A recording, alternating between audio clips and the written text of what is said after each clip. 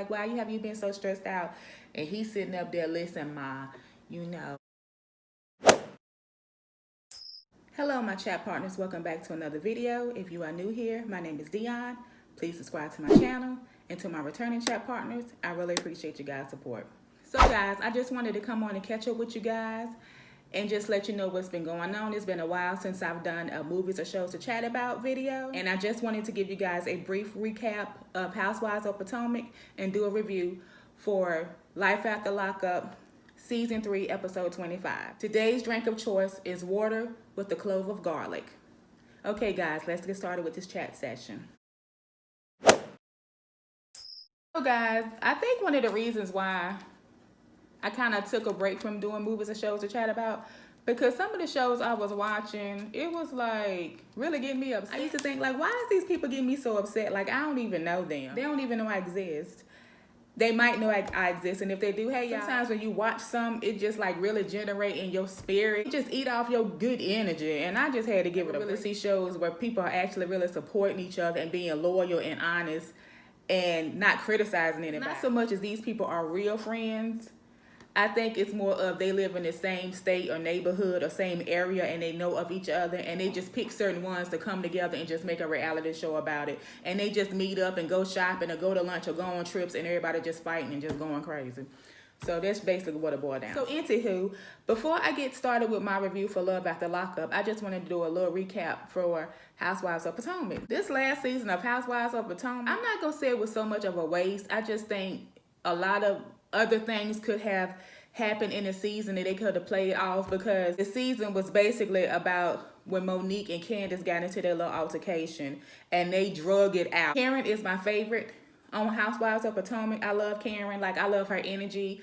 I love her spirit. I love her kind of bougie personality and how she's just so into Ray and her family, and just how I just like Karen's personality. She just seems like somebody I would like to hang with. I mean, I just think Karen is a lot of fun, and I just like how she acts and who she is, and I think it's cute. I think Karen is just the cutest. I like Monique too, because Monique is a naturally pretty woman. She got a beautiful family. She a down-to-earth girl. She her real self, and she seemed like she a lot of fun. Wendy, I really don't know. I really don't know what to say too much about her. How she was going off on Monique and going off on Karen, you know, because just kept feeling like Monique was wrong for hitting Candace. First of all, you didn't have anything to do with Monique and Candace and what they had going on. Candace run her mouth too much, and it was about time somebody popped her ass in her mouth. She need to stop running her mouth so much. At the end of the day, you didn't have nothing to do with it. It was no reason for Wendy to have an attitude or just be so gung-ho on Candace's side. It'd be something different if Candace was her best friend, they grew up together, or there was her sister, or like a family member that she close to. Then I can understand why she kind of felt a certain type of way, but she not. And then it was like Candace kept coming at Karen, trying to get her to make a decision about being, you know, being on her side and not being Monique's friend. First of all, number one, I don't have anything to do with it. I'm friends with you and I'm friends with Monique, and I'm going to continue to talk to Monique. So if you got a problem with that, then me and you can't be friends. There's no way nobody gonna keep coming at me like Giselle and Robin and all of them and Candace coming at Karen, basically kind of like she's supposed to choose side. Why? Why would I choose Candace's side when I'm sure Candace has talked junk about me to Giselle and Robin? And Giselle, why would I listen to anything you or Robin have to say when y'all sit up here and talk junk about me, talk junk about Ray, and talk junk about anything I got going on? I would just tell all the women, do not come at me talking about Monique. I'm going to still be her friend, and that's the end of it. She's a pretty girl, and she has some beautiful children, but Giselle personality and ways is so messed up. You would think for somebody, I guess, to look the way she do, because I guess she feel like she looks so good. I think some people think because their exterior look a certain type of way that they can treat and act any type of way towards people, and that's not how the world works. It don't matter what your exterior look like, because your exterior can look fabulous, but your insides and the way you act make you an ugly person. She just how she act and always talking about people and how she have always treated Monique. Princess, go get in your bed. I'm doing a video and you eating. You can't do that. Go get in your bed. Chill out. Let me finish doing the video. Then you can eat. I can't be talking and you over there crunching and smack. Thank you. Okay, guys, I'm back. Sorry about that. Giselle didn't like Monique from the start, and I think she's jealous of Monique. And I think she's jealous of Karen and Ray. Ray and Karen been married for years, and everybody keep talking about her. Okay, she know her husband old. She been knew he old.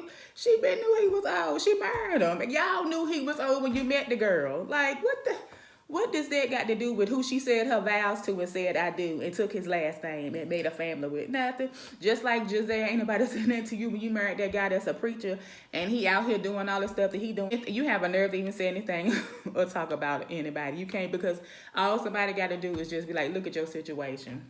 You know all the stuff that Jamal has done, and it's things that he has not done. And just imagine about the things that you don't know that he has done. And that's who you decide, okay. Then we got Ashley. You know, congratulations to her. She getting ready to have another baby. Dean, he growing up, cute little boy. Yes, Ashley has changed. She okay. She's better than what she was a few seasons ago, because before she just run her mouth too much. And I just looking at Ashley like, you need to calm down because you a S starter. All I got to say about Candace is people look way different without makeup.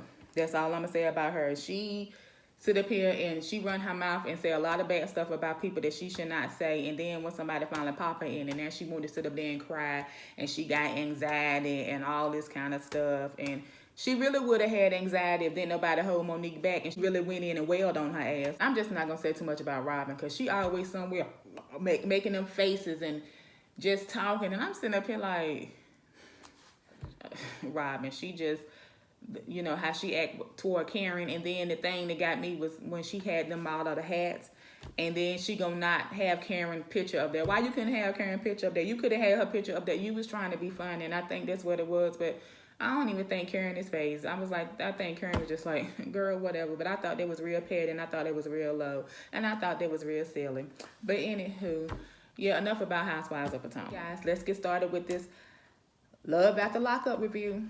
Dang, I've been on here some minutes now talking about them, but it's all right. I haven't been in here for a while, so I took a couple of notes, but I'm going to just kind of think of things off the dome that I remember happened. So what I'm going to do is talk about the relevance of, you know, which couple that I thought was more, their little storyline for this episode was more entertaining. So the first couple I'm going to talk about is Puppy and Amber.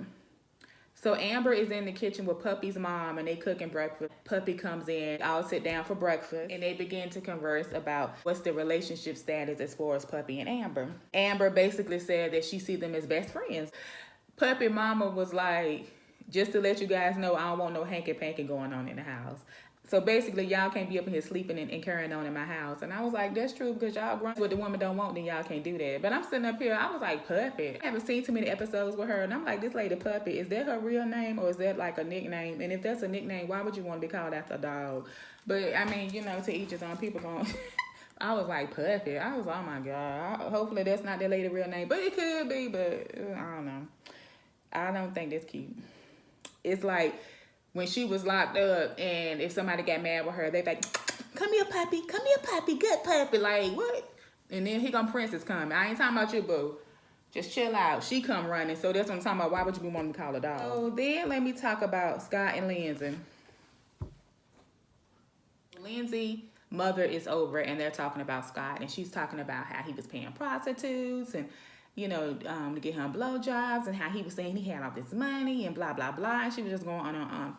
And her mom was basically listening. And her mom was like, well, she kind of don't care for Scott as much as she used to before, now that she's found out all this information about, you know, stuff that Scott's been doing. Then Lindsay mom asked her about the Lady Tara Bell. What's going on with you guys, or them kissing or whatever. And I'm like, Lindsay, how you gonna go on and on about Scott, you know, paying with prostitutes and stuff? That was when y'all wasn't together, but you with him now, and you up in his house kissing another woman. Lindsay and her mama continued to talk, and her mom was basically telling her that Lindsay doesn't show love to anybody. The only person that she shows love to is her daughter. Just tolerate everybody. Lindsay's mother also offered her to come stay with her, and mom. You know, the place is so small, and this and this and that. For somebody who don't got a pot to piss in, why is you complaining about everything? How you gonna say your mama place so small? If you feel like the place need to be bigger, why don't you go out here and get you a job and get her some money so she can get a bigger place, and you go stay with her? Mama don't need that stress and whatever Lindsay got going. Lindsay up in the house, she just throwing stuff off of Scott's desk and just doing stuff. What's wrong with Lindsay? And then when she be talking on her one-on-one, the way she be doing, you know, and doing this, and then when her mama be talking to her, I'm like, hold on. the way she be acting and stuff, I ain't trying to be funny, y'all, but she kind of put me in the mind of some of those people who would come in this store that I used to work at retail. Like last year, it would be people that would come in the store and they was all like agitated, be going through the clothes and just couldn't be straight. And I'm like, wait a minute, what? She just, I don't know. I'm not saying anything, but to me, this is just my opinion, guys. I feel like Lindsay might be on the little something. You guys just really sit and watch her, how she be sitting there talking to people and when they talk to her and how she be just moving and acting. And when she on her one-on-one, it's like she can't sit still. It's like she need a fix or something. That's just how she come off to me. And I'm like, what is wrong with Scott comes home, and when he come home, Lindsay got his clothes and stuff out there in the yard. I'm like, what was the point of that? And then she gonna call Scott a big fat lip liar. When Lindsay calls Scott a big fat lip liar, so uncalled for. Okay, was Scott a big fat lip whatever when you was calling him collect, asking him to send you money when you was in prison? Was he that big fat lip person sitting up here telling this man you love him and you want him to get y'all place? Was he a big fat lip person when he was sending your mama money to help your daughter out? Was he a big fat lip person then? Using Scott, point blank period. You sitting up here just treating him any kind of way. You don't get this woman about your house. I know Scott regret every day he go to sleep and wake up in the morning that she in his life, if she's still alive. I talk about Quaylin and Chevelle.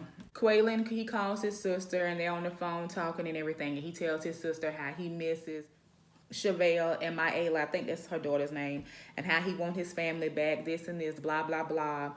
And his sister, he doesn't agree with him trying to get his family back. His sister kind of got into it a little bit. And then it shows Chevelle and Ayla at the park talking about Quaylin. And the little girl asking, when he coming back home, telling me she missed her daddy. I kind of felt bad for the little girl, but she should have never took the little girl to jail to visit him. She should have waited till he got out of jail, see how that relationship was going to be, and get that going and get all that established. Then you bring the little girl around. But, I guess Chevelle thinks she know what I. Then it shows Chevelle, her cousin, I think his name DeMarc, and her little girl driving to Bradison or Brayson or whatever she's getting ready to go to. And she's talking to him about Quaylin and everything. And then she tells him that how she went on a date with one of his friends. And he just so over dramatic. Her cousin so hostile. It's like, calm down.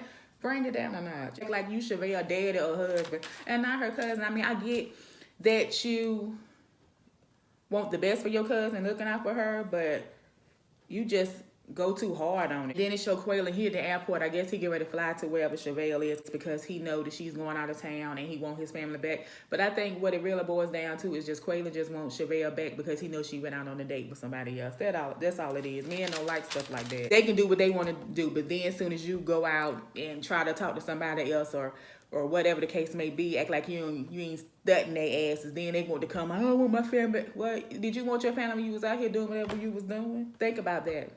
It's not that serious. I think Quaylin needs to just get himself together. I don't know if he's working or not, because like I said, I missed a couple episodes. But he just need to get himself together, get his own place, do for Quaylin for a while, spend time with his family, his mom and his sister, tell them to stay out his business, because I know they do want the best for him, but it's a way you go about certain things. Let him find his way, then he need to worry about being in a relationship. That's just what I think. Next couple I'm going to talk about is Brittany and Marcelino. Marcelino's at the laundromat with the little baby, and his mom meets him there, and they begin to talk, and they talking about Brittany's mother. And he was talking about how, she went to therapy and just all this stuff about Brittany's mom. And Marcelino's mother was saying, like, alcoholic and just saying all this stuff. Their conversation was okay. So then it shows Brittany and Marcelino at the house, and they waiting for Marcelino's mom to come over so she can watch the children so they can go try to see about her mom. So while they're in the house and Brittany's in the back getting ready, Marcelino says, here we go again. It spazzed out on him, and she was like, if you're going to support me, support me. If you're not, then don't even. Brittany has said in her one-on-one that Marcelino needs to understand that she don't have no boundaries when it comes to her mother. And he just still running his mouth saying all this slick stuff. And I was sitting there, I was like, what's wrong with you, Marcelino? Because that's what I would have had to ask my husband. What's wrong with you? Like, this is my mother. My mother is sick. She on drugs. And I'm gonna do what I need to do to help my mama. You keep running off at the mouth saying that stuff you saying. It's not a good look, buddy. It's not a good look.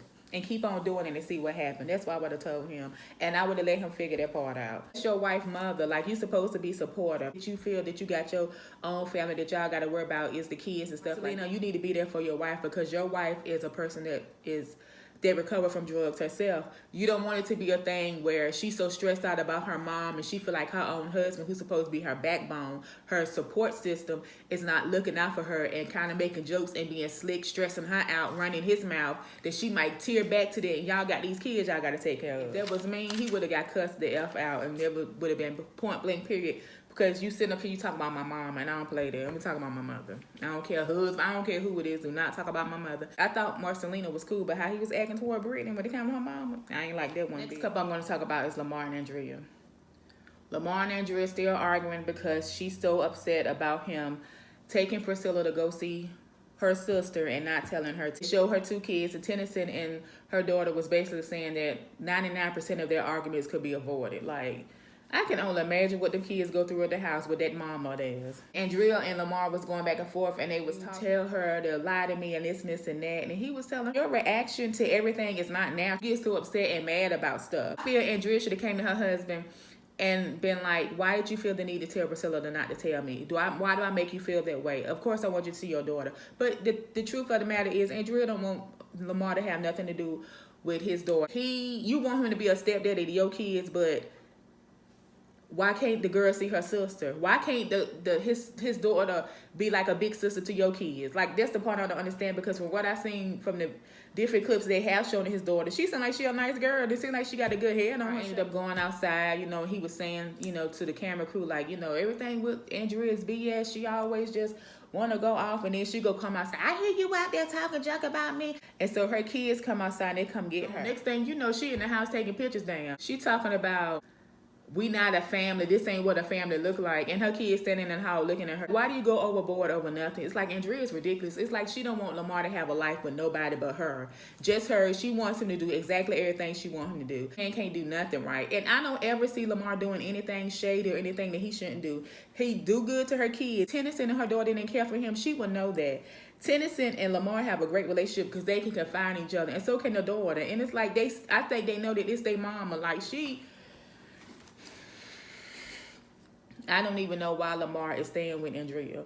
I don't know if it's because, you know, he got the daughter and he might have made all his promises and she held him down for so long while he was in prison. But sweetie, you really seeing the true Andrea, because I'm sure when Lamar was in prison, he didn't get to see Andrea for who Andrea really is. Last but not least, the last couple I'm gonna talk about. Y'all already know why, because y'all know this this like one of my favorite couples to talk about. They so toxic and they so dysfunctional. You really can't even get mad with them no more. Go around with them. It's like you already know what's gonna happen. Regroup and recircle back. Sarah and Michael. So Michael and Sarah outside talking, and she tells him that Malcolm just left, and he started asking her questions about Malcolm, how she feels about him. She loved him and everything, and she was like, yeah, she said she loves him, she cares about him, and she like being with him. And so Michael starts confiding in Sarah, telling her how he been stressed out lately. It's just been a lot going on, and this and this and that. And she was like, well, you know, I feel like I knew something was going on, just, you know, by you missing court and just the way things have been going. I knew something was wrong with you. And he's sitting up there, listen, Ma. Tells her when he was down there with Maria, you know, how they was arguing and fighting all the time, and how Maria called the cops on him, and just how they was on the highway and she pulled over and just was acting silly, and just all the stuff that was going on. And he was like, Maria has me stressed out. And Sarah was like, well, you know, I knew that. I mean, look at how Maria did me. Michael, why Maria got you stressed out, boo? Because you sit up here thinking that you're going to keep sleeping with any and everybody, and also sleeping with your baby mama unprotected, and a woman going to accept that? No, a real woman ain't going to be putting up with your foolishness that you be doing, playing all these games with these women. The reason why Michael's stressed out is because Maria not set up there and put her foot in his ass, and he don't know how to deal with it. So Sarah up there, she, you know, doing this to cry, and I'm sitting up here like, whatever. Continue to talk, and she asked him how long was he gonna be there in a week or two, and she was like, well, you come stay with me. I'll stay with you. How is that even an option? And you got a boyfriend? I understand Sarah's thinking. You sit up here with Malcolm in front of your children, and the oldest little girl, she a couple of years old or whatever. So you sit up here and you do certain things with Malcolm, and I'm sure he sleep in your bed and spend the night. So where Michael gonna sleep? So that's gonna be confused to the little girl. Okay, my mommy boyfriend stay here, and so do my dad. Couple here, because that's what they are, a couple. Michael said, you know, that is his wife. You're right, that's your wife. That's your wife, and you her husband. So then Michael's at the hotel, and Sarah brings the kid. He was just telling her how things that go on between them, it shouldn't affect him seeing his kids, and how he was there for her, you know, when she had the baby or something like that. So she was like, no, you wasn't. I'm in here again having a second baby. They showed a clip of her having a second baby. I was on you. You didn't have to be up in there having a second baby by yourself.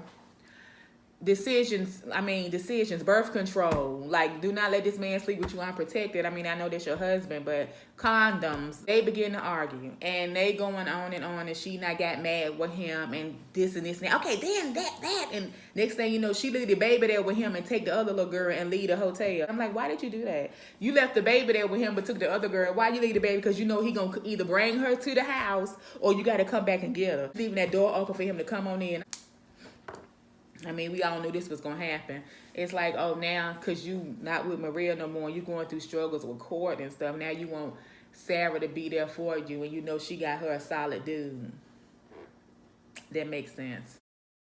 If you guys enjoyed this video on why I haven't been uploading my movies or shows to chat about my Housewives of Potomac recap, and my review on Love After Lockup. If you are new here, and you are not subscribed to Dionne's Life, go ahead and hit that subscribe button, guys, and hit that notification bell so you can receive alerts for each and every time I upload. Well, guys, I'm wishing you guys all out there a peace of mind, because what?